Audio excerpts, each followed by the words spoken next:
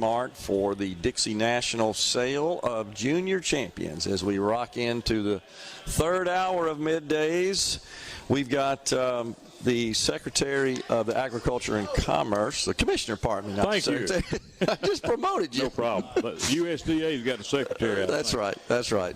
Andy Gipson is our guest. So, Commissioner, you were just sharing before we came on. It's a busy time of year for you, and I have no doubt. This is one of my busiest. I think it is the busiest time of year for me. We'll have 200,000 people through here on the fairgrounds for the all the Dixie National events. A lot more than just the sale and the rodeo.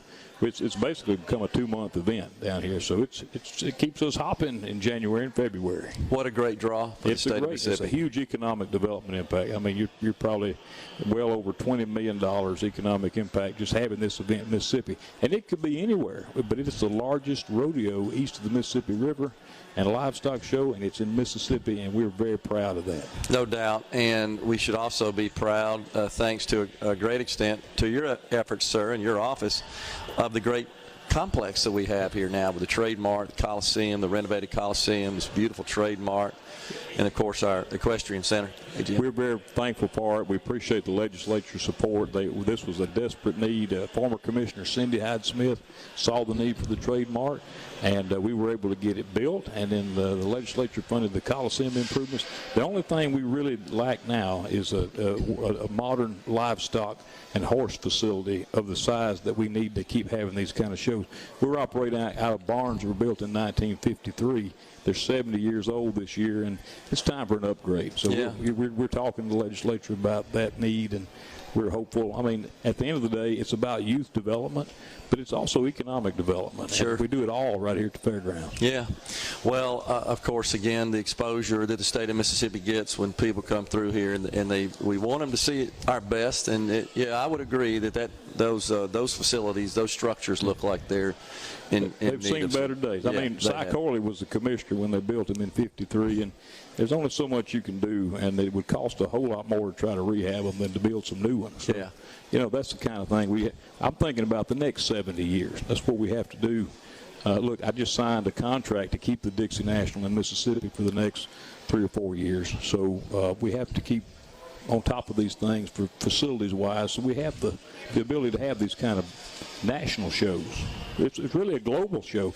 We got cowboys coming here from, I think, 4 different countries. That's awesome. It's right here in Mississippi. So let's talk about the sale of champions.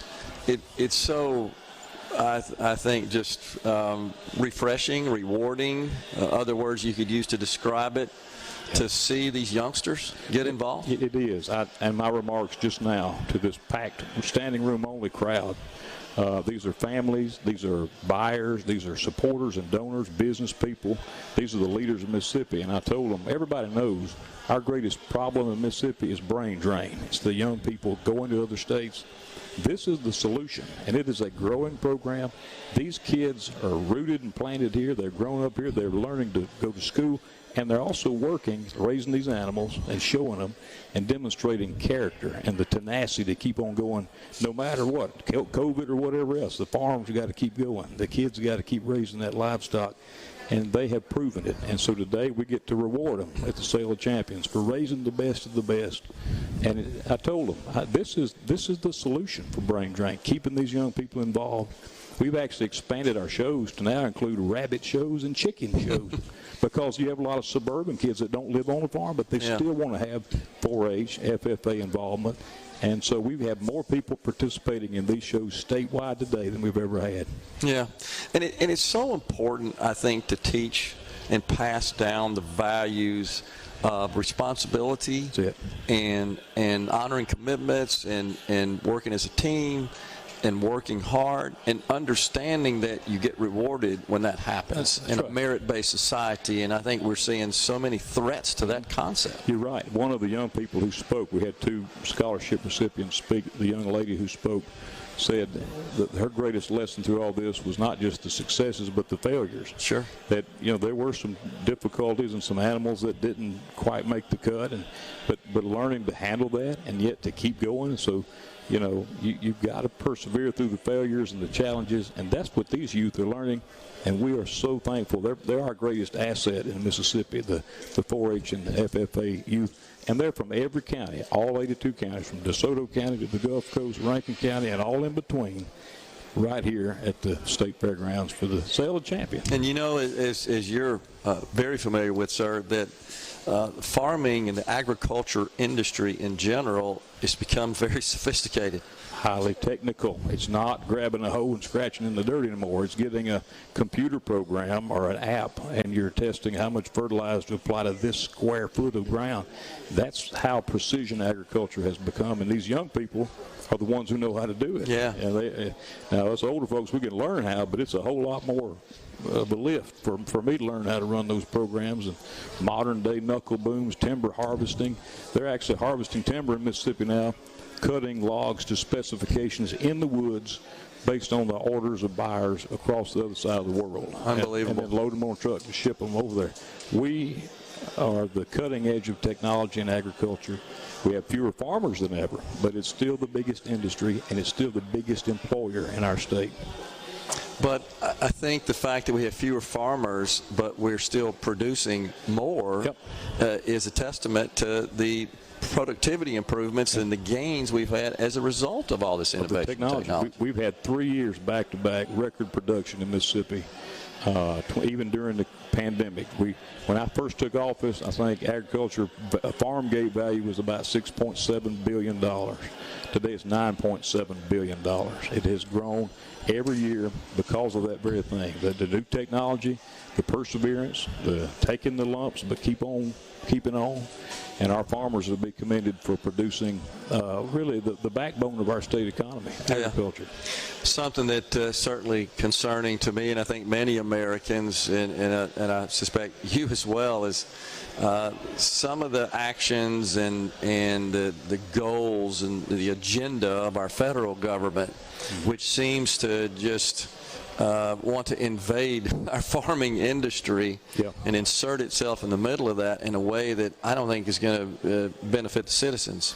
Well, I actually have the responsibility and duty to interface with the EPA, just as one example, and other federal agencies.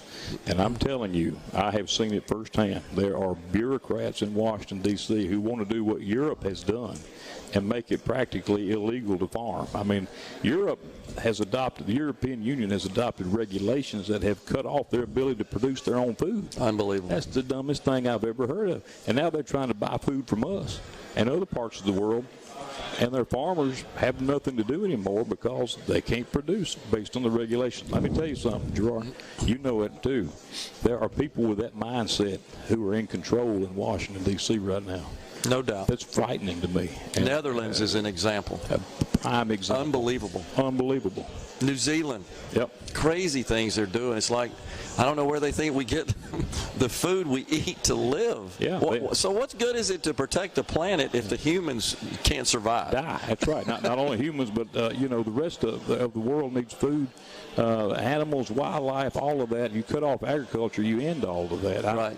So I don't understand what you can't eat plastic and you can't eat concrete. And the bottom line is we have to be on guard, especially now with this Biden administration. And if we can survive the next few years, hopefully months, till we have a new administration. I was commissioner under the Trump administration and under the Biden administration, and it is night and day. I'm sure.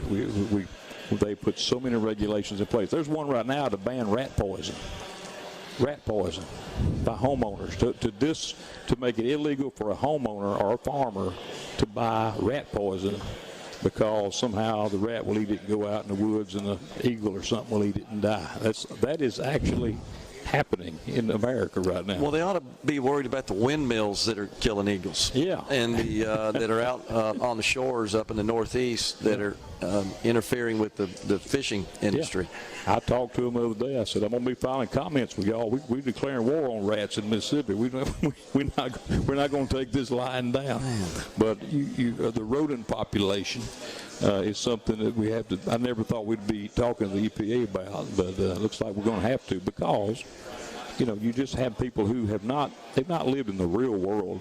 They've definitely not lived on a farm, and they definitely hadn't lived in Mississippi to understand, the things we have to do to keep our food production going, and we're going to be fighting, pushing back on that. Like you said, we got to hang on. Yeah, that's right. And make a change. We desperately need it. Right. Commissioner, appreciate you coming on, sir. Congratulations on what appears to be another successful Dixie National and all the other adjunct events. Y'all come on out to the rodeo. We kick it off Friday night. Mike Mathis is going to tell you more about it, I'm sure. And he'll be on next. Mike Mathis, the voice of the Dixie National Rodeo. Stay tuned. Middays is at the Mississippi Trademart. We're coming right back.